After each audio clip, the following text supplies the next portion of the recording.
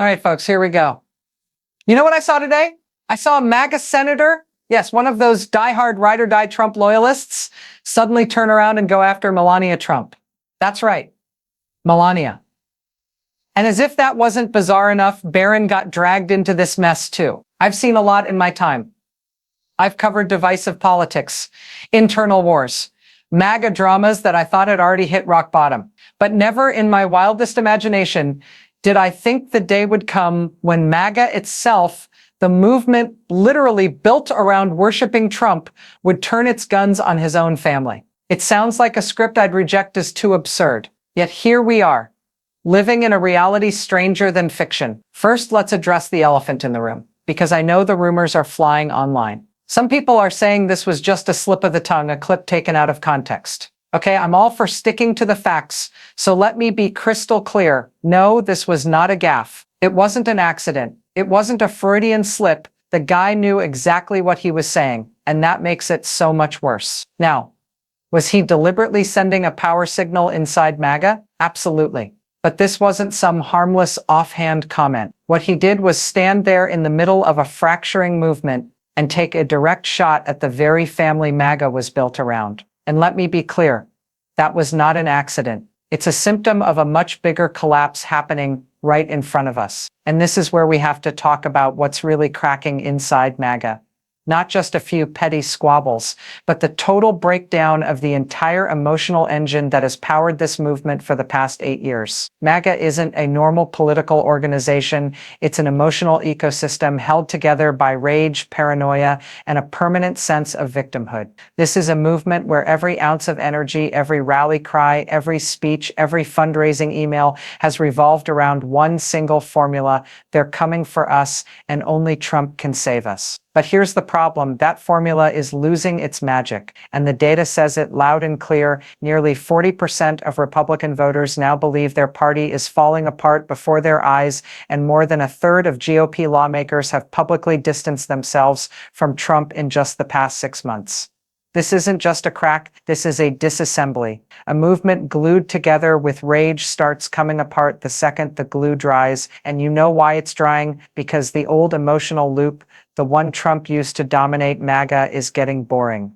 Trump wasn't just built up as the strong man, he was simultaneously the martyr. In every speech, every fundraising email, he was both the invincible warrior and the most persecuted victim on earth. A man who claims to be the strongest in the world while also whining that he's the most oppressed. For years, MAGA ran perfectly on that contradiction, but eventually, like any drug taken too long, the high wears off. Especially with independent voters, people who aren't locked inside MAGA's emotional bubble. The latest polls show nearly 70% of independents believe Trump brings chaos everywhere he goes, and more than 60% say they're just tired of the drama around him. Those aren't numbers you shrug off. That's the sound of a nation exhaling in exhaustion. And I know it sounds familiar, right? Because we've lived in this loop for 8 years. Trump creates Trump, Trump cries victim, MAGA gets furious. Trump uses the fury to create more trouble, then cries victim again, but that wheel is coming off. People don't want to be angry anymore. They don't want another "I'm being persecuted" email. They don't want to keep playing audience to one man's self-created crisis who's been on stage far too long. And when that emotional engine starts to sputter, MAGA does what extremist movements always do when they run out of fuel. They turn inward and start biting themselves. The most loyal start suspecting each other. The warriors start asking who's really on their side. And that's the exact backdrop where the attack on Melania happened. Not random, not a mistake, just the natural consequence of a movement fed on resentment. And when there's no one left outside to hate, it starts looking for new targets inside the house. When a movement starts eating itself, you can guess what Trump does next. He doesn't invent a new strategy, doesn't try to heal the rift, doesn't attempt to cool things down. No.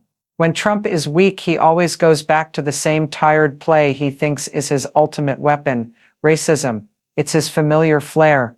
Every time power slips, he launches a fresh wave of racial attacks to yank MAGA back in line. It used to work. But this time, it's not. This time, it's backfiring spectacularly. Because there's one thing Trump apparently still hasn't realized. America is exhausted with this trick. Independent voters, the ones who used to waver, are now just tired. And the data is crystal clear on that. They see this racist playbook, not as strength but as desperation. The louder Trump screams, the more they hear loss of control, and their instinct is to walk away. The latest polls show most independents no longer see Trump's provocations as tough or fighting.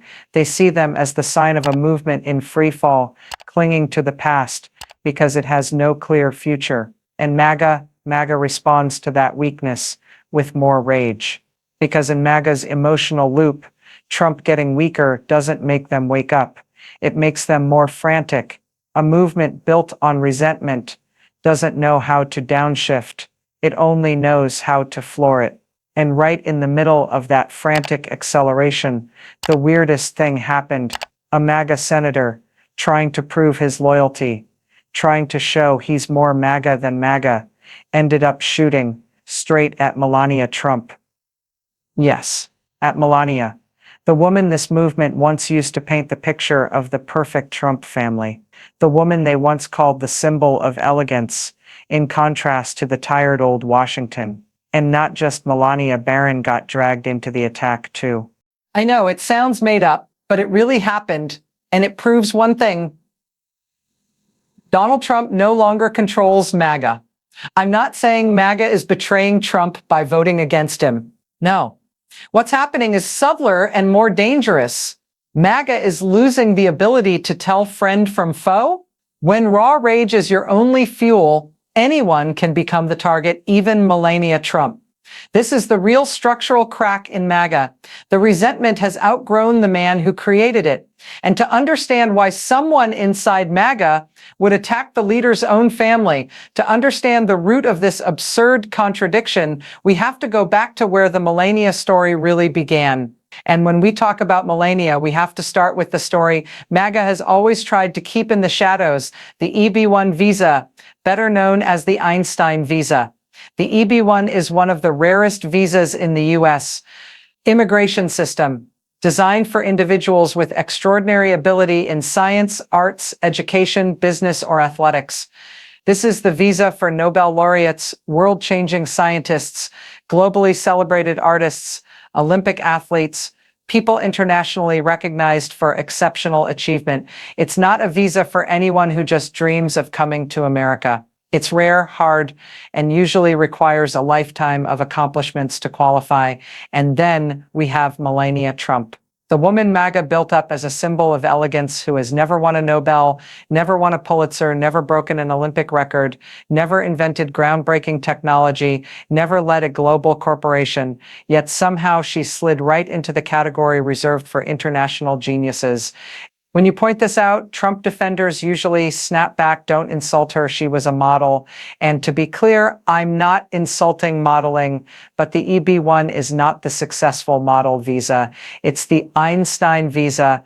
And you know, Melania never wrote an extension of the theory of relativity, but the story doesn't end there. After Melania got her EB-1, her parents came to the US through what's called chain migration, the policy where a green card holder or citizen can sponsor family members. It's a completely legal policy that's existed for decades and is how countless immigrant families have built lives in America. But remember something, Donald Trump and MAGA spent years demonizing chain migration like it was a national threat. They called it a broken gate, letting millions pour in unchecked. They vowed to end it immediately to protect real Americans. And while MAGA was screaming that, Melania's parents quietly walked right through that very door, the one Trump swore he'd slam shut for everyone else. Honestly, if this isn't hypocrisy, we need to invent a new word. Because MAGA didn't just tolerate this contradiction, they treated it as normal. When it's someone else, chain migration is a crisis. When it's the Trump family, it's legal and deserved.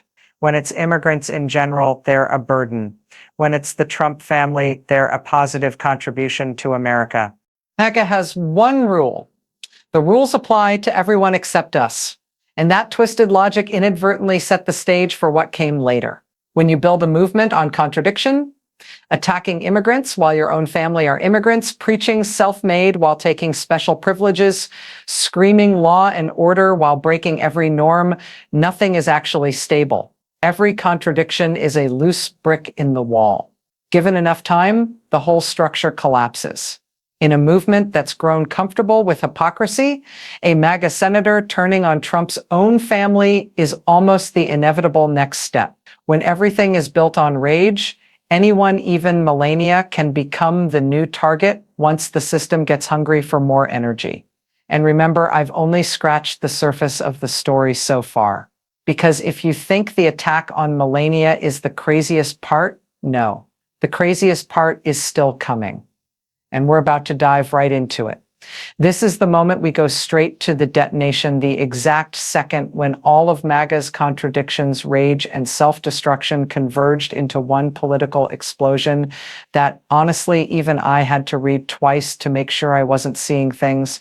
The man at the center of the storm this time is Senator Bernie Moreno, a quintessential MAGA figure who always presents himself as pure American, a guy who built his entire political career on the idea of absolute loyalty, and that very man is the one who took the shot at Melania Trump. Yes, you heard that right.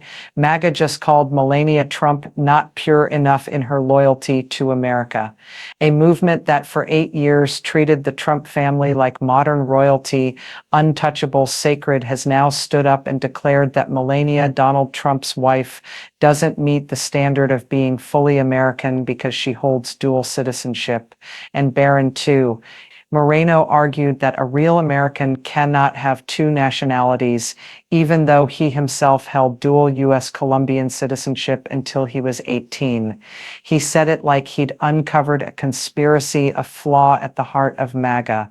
But what he actually did was fire an arrow straight into the Trump family. Because the truth is simple, Melania Trump is a citizen of the United States and Slovenia. Barron Trump is too. By Moreno's own purity logic, the Trump family isn't American enough. How long did it take MAGA to do a complete 180, from worshiping the Trump family to accusing them of insufficient loyalty? Answer: not long. Not long at all, when the movement is burning itself down. Because when rage is the fuel and perpetual threat is the core, anyone, even the woman once seen as MAGA's queen, can become the next target. What happened here isn't a minor incident. It's proof that MAGA has lost the ability to tell friend from foe. A healthy movement protects its own first. A movement that's lost control attacks its own first. And MAGA is doing the latter. But before you think this is peak chaos, let me take you to another story, one that's been hidden for months, but is now exploding into the spotlight. It involves Pete Hegseth, former Fox News host and Trump's Secretary of Defense. And it's not just a scandal. It's a full exposure of MAGA's brutality and contempt for the law. According to investigative reports, Hegseth ordered an attack on a vessel suspected of drug smuggling off the Caribbean. The first strike sank the boat. When drone footage showed 2 survivors clinging to debris, unarmed, posing no threat, Hegseth ordered a second missile to be fired so no one survives. This isn't a vague allegation. This is an order to kill combatants who were hors de combat, a direct violation of international laws of war and U.S. military law. And you know what happened next? Military lawyers objected. One of the top legal advisors at Southern Command was removed from his post after warning that the strike was clearly illegal. Senior commanders asked to retire early. And the United Kingdom, America's closest intelligence ally, stopped sharing data that could be used for similar MAGA strikes. You know how serious it is when the UK, the country that has shared intelligence with us in every war since World War II, has to say, no, we can't give you data if you're going to use it to violate the laws of war. And what did MAGA do? They defended it. They justified it. They called it the war on drugs strong action. They sided with an illegal execution order instead of the law and basic humanity. Notice this, because it connects directly to the attack on Melania. Today's MAGA does not run on principles. It does not run on values. It does not run on real loyalty. MAGA runs on raw rage. And when rage is the engine, it never knows when to stop. It doesn't care who's right or wrong. It just looks for the next target. Today, it's immigrants. Tomorrow, it's the military. And now, it's the Trump family itself. When a movement can attack its leader's own family and at the same time cover for an illegal execution order, it's no longer a movement, it's uncontrolled chaos. That is MAGA today. And so, as we step out of all this chaos, these contradictions, these attacks on the very family MAGA once treated as untouchable, this is no longer just a political story. This is a human story about the thing a movement loses first when it starts to collapse its humanity. A movement collapses when it loses its humanity. And MAGA more than ever is standing exactly at that point. When cruelty is cheered, when rage is mistaken for strength, when children, any children, become collateral damage in adults' power games, that's not politics, that's moral rot.